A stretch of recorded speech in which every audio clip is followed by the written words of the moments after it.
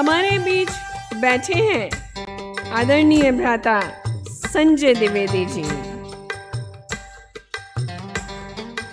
देश के प्रख्यात पत्रकारों में से आप संपादक, लेखक, प्रबंधक, मीडिया प्राध्यापक भी रहे हैं और आपने बहुत सी अनेक महत्वपूर्ण जिम्मेदारियां भी वहन की हैं। आदरणीय मिनिस्टर साहब हमारे बीच से इजाजत ले रहे हैं। आप माखनलाल चतुर्वेदी राष्ट्रीय पत्रकारिता संचार विश्वविद्यालय में लंबे अरसे तक जनसंचार विभाग के अध्यक्ष भी रहे, कुल सचिव, प्रभारी कुलपति भी रहे और भारतीय जनसंचार संस्थान नई दिल्ली के आप पूर्व महानिदेशक भी रहे। साथ ही साथ मूल्यानुगत मीडिया समिति के आप अध्यक्ष। मैं एक बात आपसे कहना चाहती हूँ और वो ये, संजय द्विवेदी जी हमारे मध्य हैं। एक बार मैंने इनको बहुत करीब से सुना था और तब मुझे कई बातें अच्छी भी लगी, तो आपके उन विचारों को मैं सामने रख रही हूँ। पथ पर राही तूफानों से तो टकराते हैं, पथ पर राही तूफानों से टकराते हैं, कुछ भी हो जाए मुश्किलों में भी वो मुस्कुराते हैं और मीडिया का यही काम है, मुश्किलों में भी मुस्कुराते हैं। आदरणीय भ्राता संजय द्विवेदी जी।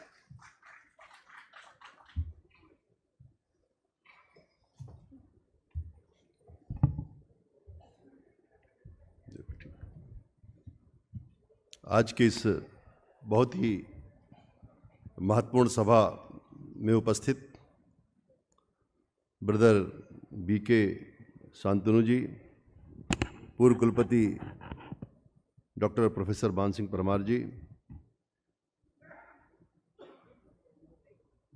दीदी बीके सीलू जी,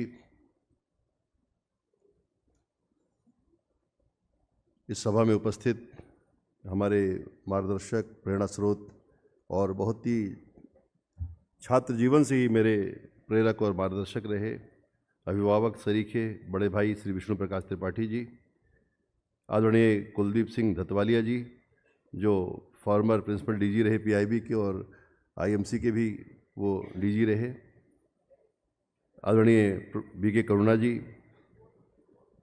चंद्रकला दीदी, सभी मीडिया के साथी।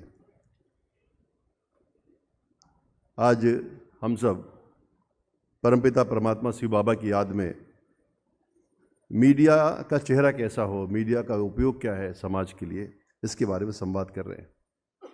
सितंबर और जून के महीने में 2 बार बहुत ही आत्मीय संवाद और चर्चा के लिए हम सब यहाँ आते हैं और बहुत सारी बातें होती हैं जिससे कुछ अमृत निकलता है, उसको लेके अपने अपने क्षेत्रों में जाते हैं। ये दुनिया संवाद की दुनिया है, आध्यात्मिक की दुनिया है, पत्रकारिता की दुनिया है। और जैसा कि सुबह की आज की मुरली में कहा गया कि ये सबसे बड़ा तीर्थ है और इस तीर्थ में बैठ के जो हम बातचीत करेंगे उससे अमृत निकलेगा और वो अमृत पूरे समाज को सकारात्मक संचार के लिए प्रेरित करेगा। अकबर इलाहाबादी ने लिखा है कि दर्द को दिल में जगह दो अकबर, दर्द को दिल में जगह दो अकबर, इल्म से शायरी नहीं होती। अगर आप चाहते हैं कि आप अच्छे पत्रकार बन गए, आपने अच्छे कॉलेज से पढ़ाई की या आप बड़ा अच्छा लिखते हैं, इससे आपकी पत्रकारिता सार्थक हो जाएगी। इसी बात को शायर कह रहा है कि इल्म से शायरी नहीं होती, शायरी होती है संवेदनशीलता से, पत्रकारिता होती है संवेदनशीलता से। जब आप अपने समाज के प्रति संवेदनशील होते हैं, जब समाज के दुख दर्द आर्तनाद पीड़ा उसके संघर्ष आपके संघर्ष हो जाते हैं, तो आपकी अभिव्यक्ति में अपने आप प्रखरता आ जाती है, आपकी पत्रकारिता, आपका लेखन सार्थक हो जाता है। और इस नाते इस इल्म को हमको सीखना पड़ेगा, इसलिए हम सब यहाँ आए। कई बार लोग मुझसे पूछते हैं कि ब्रह्म कुमारी इसको क्या लेना है मीडिया वालों से, विष्णु भैया पूछते हैं ये क्या क्यों करते हैं। और सिर्फ आपके साथ ये नहीं करते, कई लोगों के साथ करते हैं।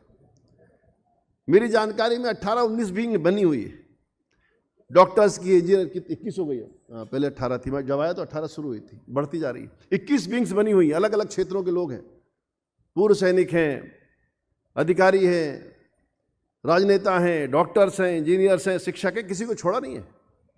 हम लोग एक गीत गाते थे अपने संगठन में कि 10 दिशाओं में जाएं, दल बादल से छा जाएं। उसी तरह सब क्षेत्रों के लोगों को बुलाते हैं माउंट आबू और उनके साथ बातचीत करते हैं। मतलब सब क्षेत्र में स्पिरिचुअलिटी कैसे आनी चाहिए और उस क्षेत्र का अधिक से अधिक समाज को लाभ कैसे मिले, इसलिए ये बातें होती हैं। एक लिख रहे हैं शायर कि दर्द आंखों से निकला तो सबने बोला कायर है। दर्द आंखों से निकला तो सबने बोला कायर है, जब दर्द लफ्जों से निकला तो सबने कहा शायर है। ये जो संवेदना पैदा करने का काम है, ये संवेदना कौन पैदा करेगा? इसलिए लिखते हैं वियोगी होगा पहला कवि, आह से निकला होगा गान, निकल कर आंखों से चुपचाप बही होगी कविता अनजान। ये जो संवेदना का काम है, ये जो लेखन है, शायरी है, पत्रकारिता है, ये बिना दिल के होता नहीं। ये दिमाग से पत्रकारिता नहीं हो सकती, दिमाग से लेखन हो नहीं सकता।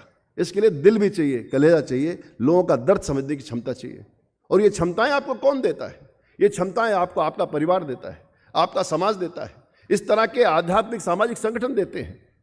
आपकी भावभूमि बनती है, आप ज्यादा प्रेरित होकर काम करते हैं, आपको अपने कष्ट महसूस नहीं होते, दूसरों के दर्द आपको अपने लगने लगते हैं। और ये संवेदना पैदा करने के लिए अनेक लोगों ने यहाँ पर अपना त्याग किया है। ये त्याग की भूमि है।